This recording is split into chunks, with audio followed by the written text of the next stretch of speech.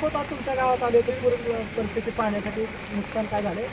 ग्रामस्थ कशामुळे तुमच्या गटात बोलले एकमेकाचा संघर्ष काय कशात काय झालं काय नेमकं काय म्हटलं ते ज्यावेळेस 2014 लोकसभेच्या इलेक्शनमध्ये सदाभाऊ खोत माढा लोकसभा मतदारसंघातून उभे होते आणि ह्या गावाने त्यांना मतं तर दिलीच पण अक्षरशः पैशाच्या गळ्यात माळा घालून त्यांना गावातल्या सगळ्या गाव पुढाऱ्यांचा विरोध असून मताधिक्य दिलं आणि त्याच्यावर त्यांना आजच आमच्या गावाची आठवण आली त्यामुळे गावकऱ्यांचा रोष त्यांच्यावर होता त्यामुळे गावकऱ्यांचं त्यांना त्यांच्यावर अक्षरशः ते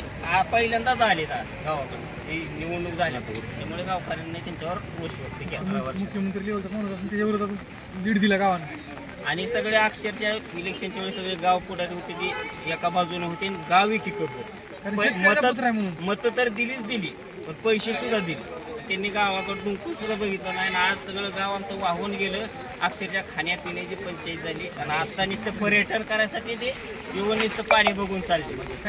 आणि मदतीचा विषय काय सुद्धा नाही